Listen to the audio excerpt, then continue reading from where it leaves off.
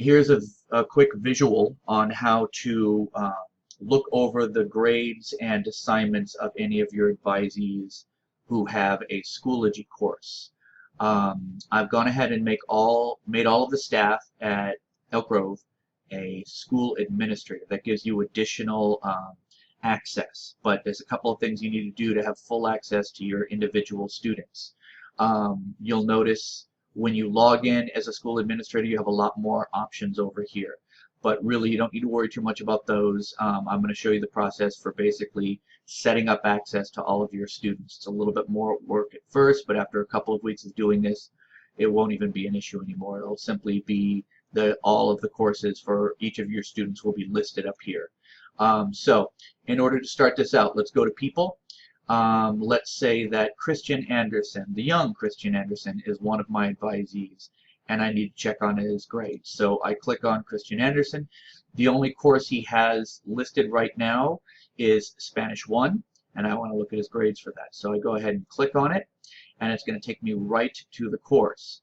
Now, it's only going to show you this piece if you're an administrator. So if you don't see everything that I'm showing you right here, that means that somehow I messed up. I'm hoping that won't happen to anybody, but if you don't see any of this, that means I don't have you listed as an administrator. Please contact me ASAP and I'll make that happen. But provided you see all of this, it means you're an administrator, and what you need to do now, once you've looked at this, you're looking at it like a teacher, but I need you to be able to see it as an administrator. So click on Enroll Now, and that's going to make you a teacher, basically, of the class.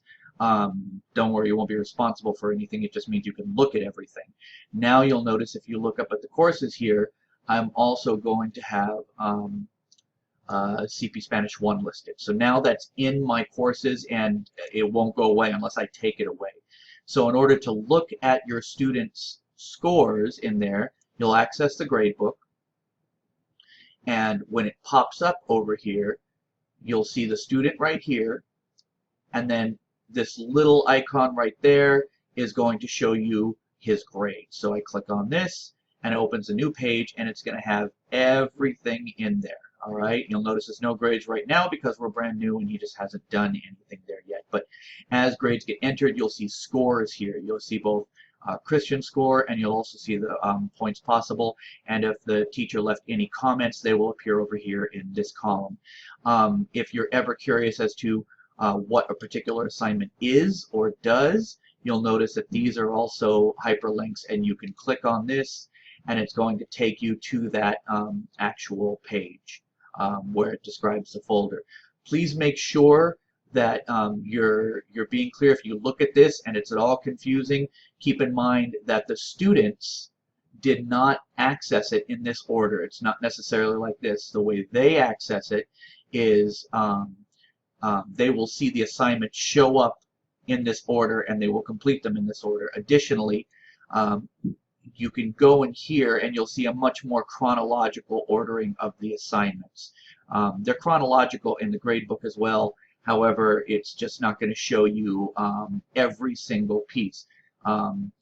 Mostly in here you see assignments, but teachers also have the ability to simply put a link to a video. They can put a page of text or instruction, and that's not going to show up in the gradebook because it's not graded. But that's the basic outline of how this works. In the future, for Daniel, you'll be able to just go in here and check on Spanish, and the good news is if you have other students who are in Spanish, you don't have to go and set it up again for them. You don't have to click on their name and people like this. You don't have to go to people and look up the other students. You simply need to go here, go down to Spanish, and if you have other students who are in the same course, you're going to go ahead and find them in there as well. They'll all be listed under here. So you only need to set up each class once. The only time you need to come back to this step is if there's an additional class that you don't have access to.